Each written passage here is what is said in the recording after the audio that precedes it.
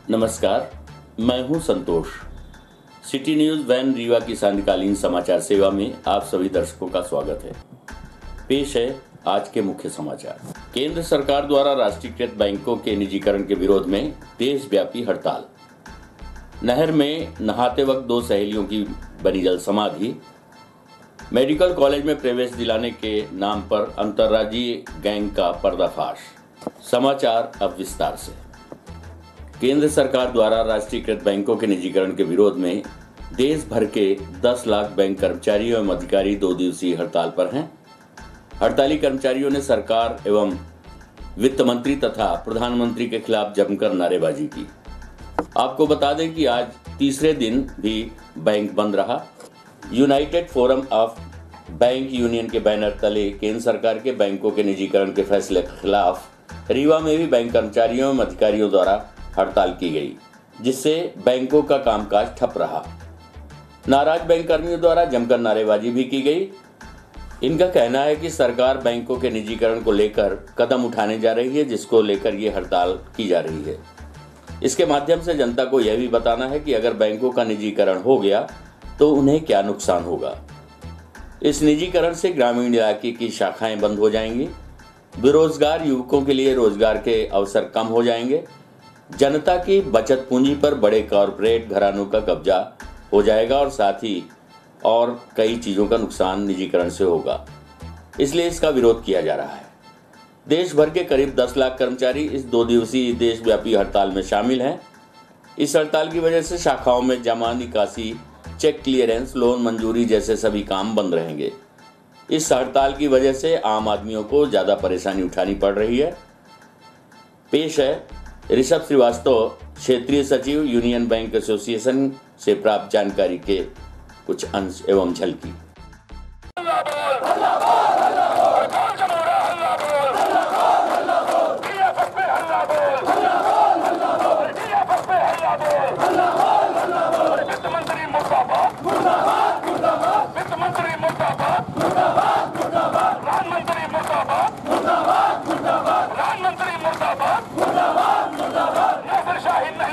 आज ये किन मांगों को लेकर के बैंक कर्मचारी धरने पे हैं? आज जैसा कि इस बजट सत्र के दौरान भी और बाद में माननीय प्रधानमंत्री जी के एक भाषण में भी ये पाया गया कि बैंकों के निजीकरण को लेके सरकार जो है तैयार कर रही है। जो है निजीकरण को लेकर के 2 बैंकों को फिलहाल उन्होंने अभी नाम नहीं लिया है, लेकिन ऐसा बोला है कि 2 बैंकों को निजीकरण उनका कर दिया जाएगा। उसी संदर्भ में हम लोगों की ये यूएफबीयू द्वारा, United forum of bankers union, जिसके 9 घटक दल हैं, सभी 9 घटक दलों द्वारा ये स्ट्राइक का, हड़ताल का आह्वान किया गया है। इसमें हमारे मेन मुद्दे यही हैं कि निजीकरण से होने वाले जो हमारी हानियां हैं, क्योंकि अगर आप देखें कि जब बैंकों का 52 साल पहले राष्ट्रीयकरण किया गया था तो सरकार ने यही बोल के किया था कि हम बैंकों को इसलिए राष्ट्रीयकरण इनका कर रहे हैं, सरकारी कर रहे हैं, ताकि आम जनता तक उनके लाभ पहुँच सकें, कुछ हाथों में वो न रह जाएं। आज ये सरकार दोबारा पुरानी तरफ जा रही है और कॉरपोरेट सेक्टर के हाथ में बैंकों को बेचने का प्रयास कर रही है, जितने पब्लिक सेक्टर बैंक्स हैं हमारे। तो उसी को लेके ये हमारी हड़ताल है। इससे होने वाले नुकसान को जनता को भी बताना होगा, इसीलिए ये 2 दिवसीय हड़ताल रखी गई है। कि जैसे कि जो भी आपके बीमा है, 12 रुपये के प्रधानमंत्री सुरक्षा बीमा योजना या जीवन ज्योति बीमा योजना, अटल पेंशन योजना, इस तरह के जो छोटे छोटे अमाउंट के जो हैं वो फिर ख़त्म हो जाएंगे। अभी आप देख रहे होंगे कि प्रधानमंत्री स्वनिधि योजना जो 10,000 तक की, या CM street vendor Madhya Pradesh में संचालित की गई योजना है, ये भी सरकारी बैंकों द्वारा ही बढ़ चढ़कर इसमें हिस्सा लिया गया, उन्होंने किया। इस तरह की जितनी जनता को मदद करने वाली, गरीब तबके की जनता है उनको मदद करने की जितनी योजनाएँ हैं, वो सारी योजनाएँ समाप्त हो जाएंगी अगर प्राइवेट हाथों में बैंक जाता है। इसी को लेकर हमारा विरोध है। ये अगर निजीकरण होता है तो इससे सिर्फ और सिर्फ देश का ही नुकसान होगा, जनता का ही नुकसान होगा। कौन से बैंक आज धरने पे? नहीं, सभी जितने भी राष्ट्रीयकृत बैंक हैं, UFBU, United forum of bankers union के 9 घटक दल हैं, सभी दलों ने आह्वान किया है और सरकारी जितने भी बैंक हैं सभी आज स्ट्राइक पर हैं। आगे अगर मांगे नहीं मानी जाती, अगर मांगे नहीं मानी जाती हैं तो इस क्रम में हम आगे अपने हड़ताल को और बढ़ाएंगे। यूएफबीयू द्वारा जो भी आह्वान किया जाएगा उसको हम नीचे तक इसको पहुंचाएंगे। शुभ नाम? ऋषभ श्रीवास्तव। कौन से पद? क्षेत्रीय सचिव, यूनियन बैंक ऑफिसर एसोसिएशन। घर से नहाने गई 2 बच्चियों की नहर में डूबने से हो गई मौत। सगरा थाना क्षेत्र के नवागांव से गुजरने वाली नहर में 2 नाबालिग सहेलियों की जल समाधि हुई। घटना रविवार दोपहर 1 बजे की है, जहां नवागांव में रहने वाली आंचल पुत्री जगन्नाथ कोल एवं रोहिणी पुत्री दिनेश कोल उम्र 14 वर्ष गांव से लगभग 1 किलोमीटर दूर केवटी कैनाल में नहाने गई थीं, जहां पैर फिसलने से ये हृदय विदारक घटना हो गई। इस संबंध में बताया गया कि दोनों बच्चियां कक्षा 7 में पढ़ती थीं तथा दोनों को तैरना नहीं आता था। नहर में नहाते वक्त पहले आंचल का पैर फिसला, जिससे वो डूबने लगी, जिसे बचाने के प्रयास में रोहिणी भी डूब गई। इन दोनों किशोरियों के साथ 5 साल की छोटी बच्ची भी थी जो रोने लगी। इस पर ग्रामीणों ने उससे रोने का कारण पूछा तो बच्ची द्वारा दोनों के डूबने की बात बताई, जिस पर ग्रामीणों ने छलांग लगाकर उन बच्चियों की तलाश की, लेकिन बच्चियां मृत अवस्था में मिली। मौके पर पहुंची सगरा पुलिस ने पहुंचकर मर्म कायम किया तथा शव परीक्षण हेतु संजय गांधी अस्पताल भेजा गया। तत्पश्चात बच्चियों का शव परिजनों को सौंप दिया गया। प्रस्तुत है परिजनों सहित उप अधीक्षक डॉक्टर यत्नेश त्रिपाठी से प्राप्त जानकारी के अंश। लड़के का ले है। कब गई थी लड़कियां, कहाँ गई थी? ये 1 बजे गई थी नहाने। कहाँ? नहर। क्या घटना हुई है? इसमें नहाने में बूढ़ गए हैं। नहर में? कितनी लड़कियां थी? 3। एक बच गई है? एक बच गई, वो छोटी रही तो बच गई। जो बड़ी रही वो बूढ़ गई। दोनों डूब गई? दोनों बूढ़ गए। तो छोट वाली भगी है गुहार मारती। कहाँ की घटना है? ये लउआ के पास। कौन से थाना लगता है? सगरा। हम नवागांव के रहने वाले हैं। हाँ। हमारी बेटी गई थी नहर नहाने। कहाँ? 1 बजे नहर। हाँ, वहीं 2 आदमी 3 बच्ची थी, तो 2 बच्ची बूढ़ गई थी, 1 बच्ची वहाँ रही थी तो वो छोटी रही थी। उसे निकालने में कोशिश किया, नहीं निकाल पाई, वो गुहार मार दी उस बच्ची को। हम काम करने चले गए थे तो हमको पता नहीं मिल पाई थी जल्दी से, तो हम लेट पहुँचे। तो घटना की जानकारी कैसे हुई आप लोगों को? घटना की जानकारी हुई तब ये बोर्ड के खत्म हो चुकी है सब कुछ, तब जानकारी मुझको मिली है। कौन है बेटी, कहाँ के रहने वाले? घटना कहाँ पर हुई है? नहर, नवागांव नहर में। नवागांव नहर। थाना कहाँ से लगता है? सगरा। सगरा जी। और ये करती क्या थी लड़कियाँ? कितने उम्र थी लड़कियों की? 14 साल की। 14 साल की बच्चियों का? रोहिणी आंचल 2। जी। आपका क्या नाम है? दिनेश कोल।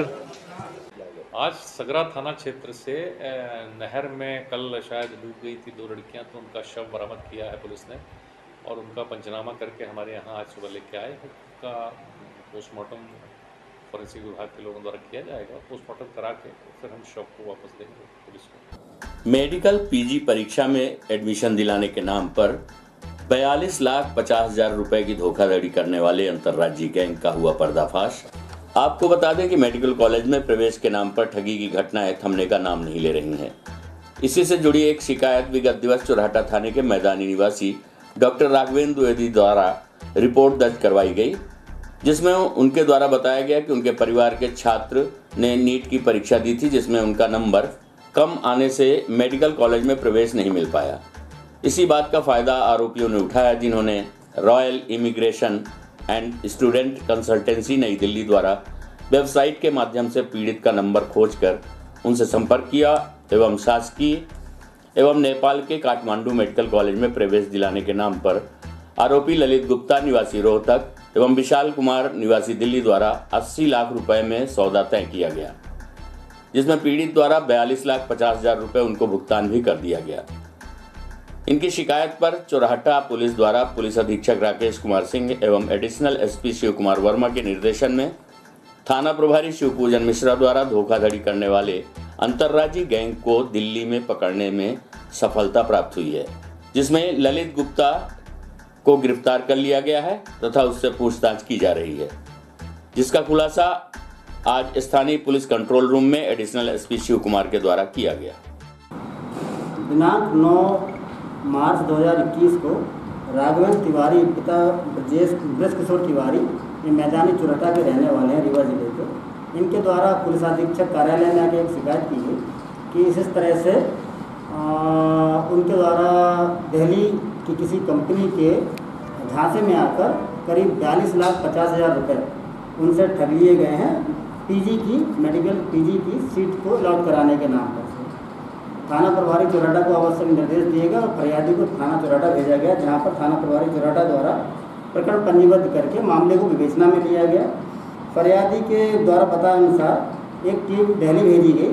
दिल्ली भेजने पर जो कंपनी थी वहाँ, उस कंपनी के पते पर दिल्ली पुलिस के सहयोग से छापामारी की गई, जिससे एक आरोपी जिसका नाम ललित कुमार है उसको अभिरक्षा में लिया गया। साथ ही उसके ऑफिस में कुछ फर्जी दस्तावेज भी मिले। डॉक्टर ललित जो था वो कंपनी चलाता था अपने एक मालिक के साथ मिलकर, जिसका नाम विशाल था। ये दोनों लोगों का संपर्क बताना फरियादी के बताए अनुसार 2020 जनवरी 2020 के आसपास हुआ। उसके बाद से फिर फरियादी लगातार इनके संपर्क में रहा और उनके द्वारा जो फरियादी को बताया गया, फरियादी को जो रजिस्ट्रेशन प्रस्तुत किए गए, जो कागजात दिखाए गए, जिससे फरियादी को भरोसा हो गया कि कंपनी सही है। उसके बाद फरियादी के द्वारा कुछ रजिस्ट्रेशन के नाम पर पैसा स्टार्टिंग में 20,000 रुपये, उसके बाद धीरे धीरे करके कई किस्तों में RTGS के माध्यम से और नगद के माध्यम से करीब एक पूरी अवधि तक, बीच में लॉकडाउन हो जाने के कारण से एग्ज़ाम की डेट बढ़ गई है ऐसा बताया गया। निश्चित रूप से फरियादी को भी ये भरोसा हो गया कि कोरोना का समय चल रहा था, मार्च 20 से लेकर 21 तक, उस पीरियड में हो सकता है कि ऐसा संभव हुआ। उसी कारण से फरियादी इंतजार करता रहा। वापस से 21 करीब फरवरी 21 के आसपास से फरियादी को फिर आरोपियों के द्वारा अप्रोच किया गया। उसको दिल्ली बुलाया गया। दिल्ली में एक कॉलेज में ले जाकर उसको रजिस्ट्रेशन के नाम पर से और एक अलॉटमेंट लेटर दिया गया कि आपको ये सीट अलॉट हो जाती है, की गई है। इसी के साथ ही उसका कुछ समय पहले एग्ज़ाम भी लिया गया था, जो काठमांडू नेपाल में जाके फरियादी के द्वारा दिया गया था। इसके बाद ये बताया गया आरोपियों के द्वारा फरियादी से कि आपको हम दिल्ली के ही मेडिकल कॉलेज में सीट अलॉट कर देंगे और आपको इतना पैसा देना पड़ेगा, जिससे फरियादी के द्वारा और कई किस्तों में बैंक के माध्यम से, अकाउंट के माध्यम से और नकदी के माध्यम से टोटल 42,50,000 रुपये आरोपियों को दिया गया। उसके बाद जब फरियादी ने 3 मार्च के आसपास उस कॉलेज से पता किया तो फरियादी को ये जानकारी लगी कि ये कंपनी लगता फर्जी है।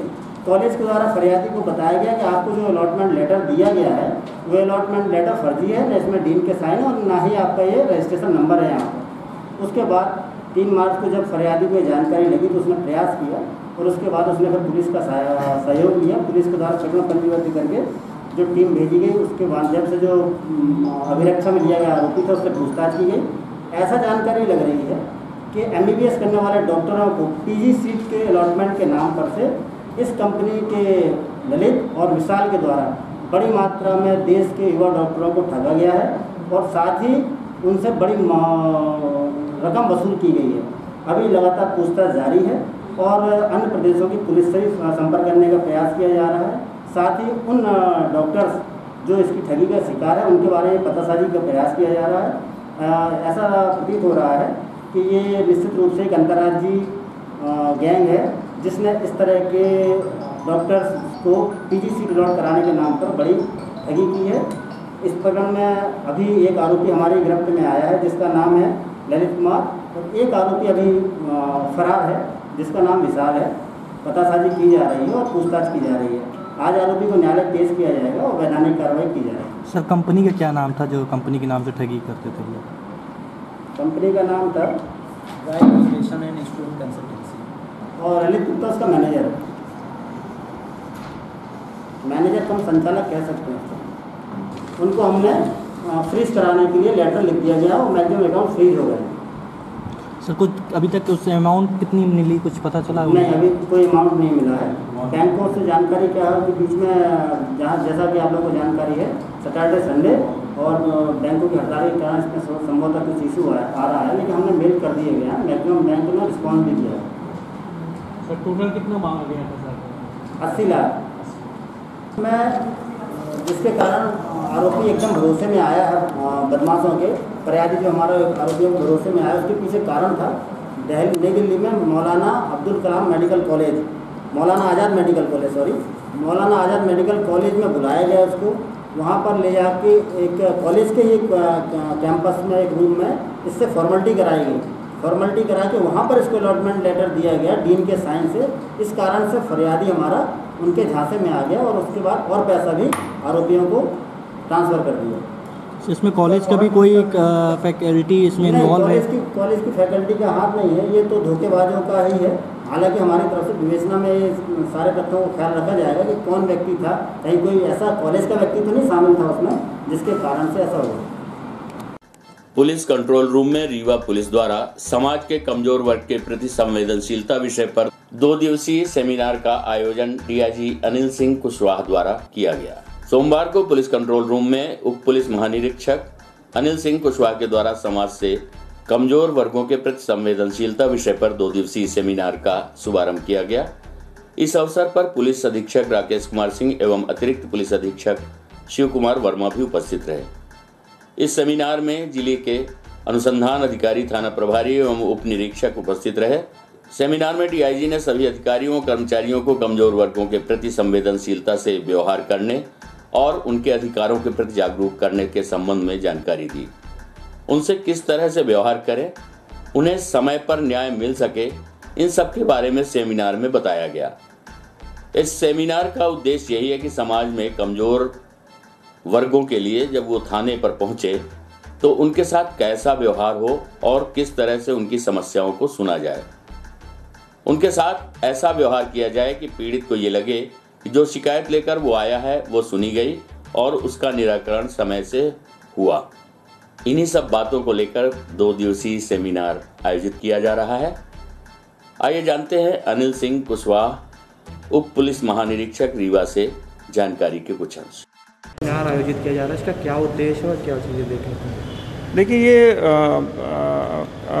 क्या बोलते हैं, ट्राइबल डिपार्टमेंट की तरफ से ही रहता है, जो हमारे पुलिस की तरफ से किया जाता है। समाज के कमज़ोर वर्गों के प्रति संवेदनशीलता विषय पर ये सेमिनार आयोजित किया जाए, जिसमें ज़िले के समस्त कई थाना प्रभारी और सब इंस्पेक्टर और हर स्तर के अधिकारी बुलाए गए हैं। उद्देश्य ये है कि जो कमज़ोर है समाज में, अभी भी हमारा सामाजिक तौर पर कई जातियाँ, कई धर्म के उसमें लोग जो हैं कमज़ोर हैं, और यहाँ तक महिलाएं और वृद्ध भी कमज़ोर में ही आएंगे। जो है ये जब हमारे थानों में पहुँचते हैं, उनके साथ कैसा व्यवहार हो, किस तरह से उनकी समस्या को सुना जाए, उसके प्रति हमारे हर स्टाफ में सिपाही से लेकर के ऊपर तक इस लेवल की सेंसिटिविटी डेवलप की जाए, इस लेवल की संवेदनशीलता डेवलप की कि उसको थाना आने में उसको महसूस हो कि हमने जिस उद्देश्य से आया तो हमारे उद्देश्य की पूर्ति हुई और उसका हर न्याय मिला।